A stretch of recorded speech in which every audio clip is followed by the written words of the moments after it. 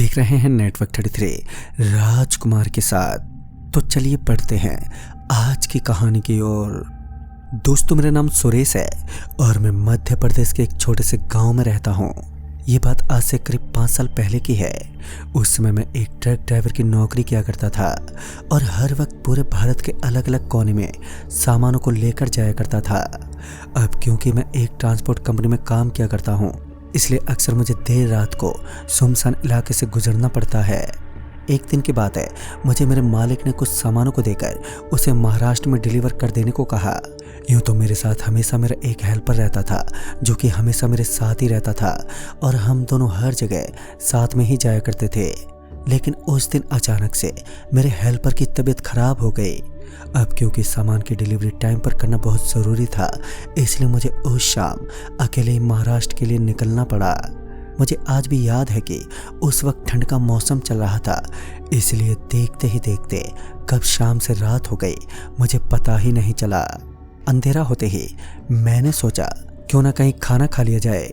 उस दिन मैंने जल्दी में अपना खाना नहीं लिया था और अक्सर शाम होते ही हम खाना खा लिया करते थे, क्योंकि फिर आगे कितनी दूर तक हमें कुछ नसीब ना हो ये कहना ज़रा मुश्किल है। मैं ये सोच ही रहा था कि तभी मेरी नज़र रास्ते में एक छोटी से ढाबे पर पड़ी। मैंने वहीं अपना ट्रक रोका और फिर उस ढाबे में जाकर खाना खाने लगा। मैंने जब वहाँ समय देखा तो पता चला कि इस वक्त रात के करीब 9:30 बज चुके हैं। मैंने वहाँ भरपेट खाना खाया और जल्दी ही वहाँ से निकलकर अपने ट्रक में बैठ गया। मैंने देखा कि इस वक्त मेरे सामने दूर तक सिर्फ सुनसान सड़क दिख रही है और ठंड की वजह से पूरे रास्ते में ओस की एक मोटी परत चढ़ चुकी थी।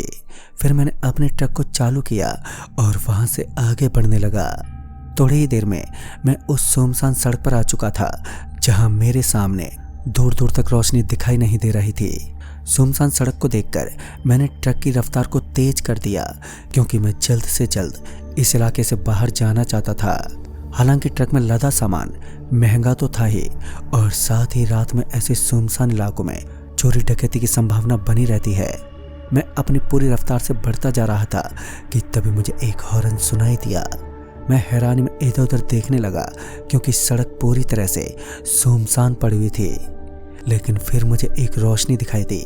जब मैंने ध्यान से देखा तो मुझे पता चला कि सड़क के एक छोर पर एक दूसरी गाड़ी उल्टी पड़ी हुई है। उस गाड़ी के चक्के अभी तक घूम रहे थे और कोई उस कार की लाइट को बार बार जला और बंद कर रहा था।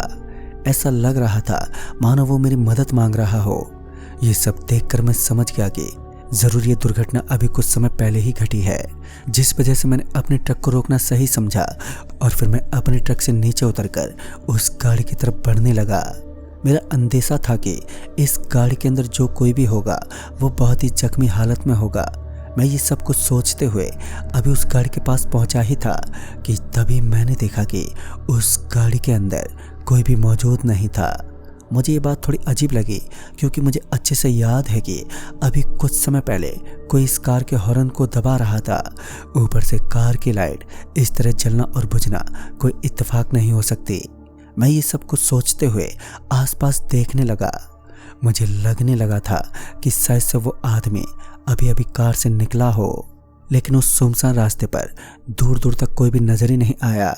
मैंने फिर इन चीज़ों को अनदेखा करते हुए अपने ट्रक की ओर वापस आने लगा, लेकिन तभी मुझे मेरे पैरों के नीचे कुछ अजीब सा महसूस हुआ। मैंने झट से नीचे देखा तो वहाँ एक मांस का टुकड़ा पड़ा हुआ था। मुझे लगा जैसे किसी गाड़ी ने किसी जानवर को कुचल दिया होगा। और फिर मैंने इन चीज़ों को अनदेखा करते हुए अपने ट्रक में से टॉर्च निकाली और वापस आकर उस कार के अंदर देखने लगा। उस कार के अंदर सिर्फ और सिर्फ खून था। ऐसा लग रहा था मानो इस कार का बहुत ही बुरी तरह से एक्सीडेंट हुआ हो। खून की बूंदें अभी तक गाड़ी की सीटों से टपक रही थी। मैं तो इस चीज को देखकर थोड़ा घबरा गया और वापस अपने ट्रक की ओर मुड़ा। लेकिन तभी अचानक से मुझे एक चीख सुनाई दी। तभी मैं पीछे पलटा तो वहां पर कोई भी नहीं था। लेकिन जब मैंने ध्यान से देखने की कोशिश की तो मुझे ऐसा लगा जैसे ये आवाज़ वहीं पास की ही झाड़ियों से आ रही है। हालांकि मुझे डर तो बहुत लग रहा था, लेकिन फिर भी मैं हिम्मत रखते हुए उस झाड़ी की ओर बढ़ने लगा और थोड़ी ही दूर अंदर आने पर मेरे पैर किसी चीज़ से टकरा गए और मैं वहीं नीचे गिर पड़ा। मैंने जैसे ही अपनी टॉर्च जलाकर उस तरफ देखा जिससे मैं टकराया था तो मेरी रूह कांप उठी। मैंने देखा कि मेरे आंखों के सामने एक लाश पड़ी हुई है जिसको नोच नोच कर पेट की सारी चीजें बाहर निकाल दी हों। मैं ये देखकर बुरी तरह से सहम गया और खुद को उस लाश से दूर करने लगा। उस लाश को देखकर साफ तौर पर कहा जा सकता है कि उस इंसान की मौत अभी चंद लम्हे पहले ही हुई थी। मैंने खुद को उस लाश से दूर किया और वहीं एक जगह बैठकर खुद को शांत करने लगा। मेरी सांसें पूरी तरह से अब तेज हो चुकी थी। मैंने किसी तरह खुद को संभाला और फिर मैंने जैसे उस जगह से उठने की कोशिश की तो मुझे वैसे ही वहां एक अजीब सी आवाज़ सुनाई पड़ी और एकदम से शांत हो गई। मैंने उस आवाज़ को ध्यान से सुनने की कोशिश की लेकिन वहां बस झींगरों की आवाज़ सुनाई दे रही थी और कुछ नहीं। मैंने फिर अपने ट्रक की ओर जाने के लिए अपने कदम जैसे ही बढ़ाए वैसे मुझे ऐसा लगा जैसे किसी ने मेरे पैरों को कसकर पकड़ लिया हो। मैं इससे पहले कि कुछ समझ पाता मैं वापस से ज़मीन पर गिर पड़ा और मुझे घसीटते हुए उस जंगल की ओर अंदर लेकर जाने लगा। डर के मारे मुझे कुछ समझ ही नहीं आ रहा था कि आखिर अब मैं करूं तो करूं क्या। मैंने झट से अपनी टॉर्च को जलाकर उस चीज़ को देखने की कोशिश की और जैसे ही मैंने टॉर्च को जलाया तो मैंने देखा कि मेरे पैरों को किसी चीज़ ने पकड़ा हुआ है। वो ना तो कोई इंसान था और ना ही कोई जानवर। उसके भयानक से चेहरे को देखकर मैं बुरी तरह से चीखने लगा और फिर एक पल को मुझे लगा कि जैसे मेरे पैर अब आज़ाद हो गए हैं।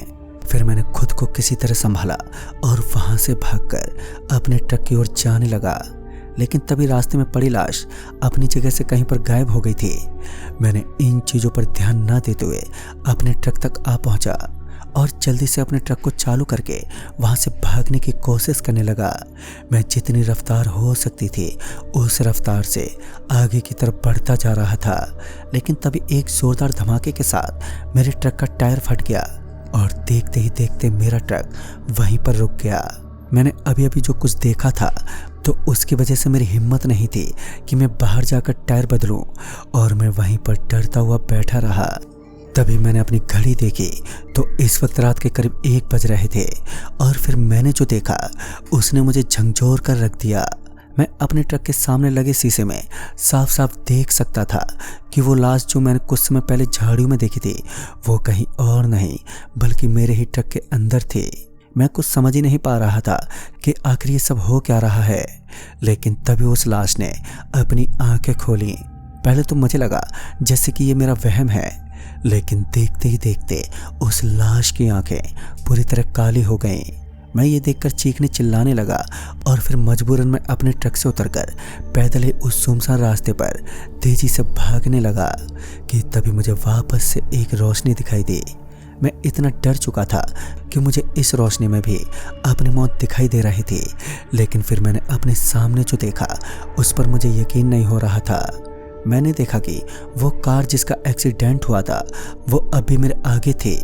मैं समझ गया कि ये कार एक छलावा है जो मेरे दिमाग के साथ खेल रही है और मैंने बिना उस कार की ओर देखे आगे की तरफ भागने लगा और एक जगह पर जाकर मेरी सांसें फूलने लगी और मैं हांफते हुए वहीं रुक गया।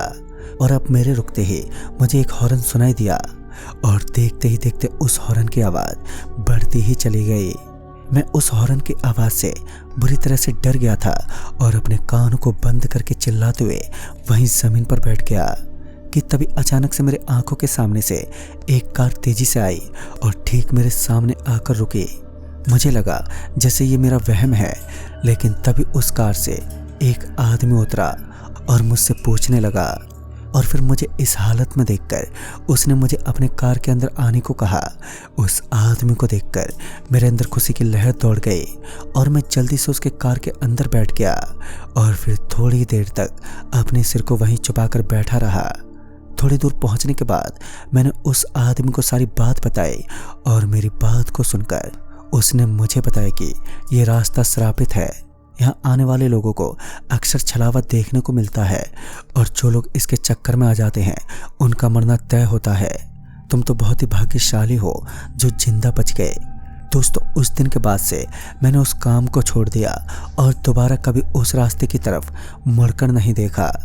आज भी जब मैं रात के सफ़र पर कहीं पर जाता हूँ तो मेरी रूह कांप जाती है। तो दोस्तों इस कहानी में बस इतना ही। कहानी आपको पसंद आई हो तो लाइक शेयर ज़रूर करें और साथ ही हमें कमेंट बॉक्स में ज़रूर बताएं। तो मैं आपका दोस्त राजकुमार जल्दी ही मिलूँगा ऐसी ही एक और नई कहानी के साथ। तब तक के लिए बाय एंड टेक केयर।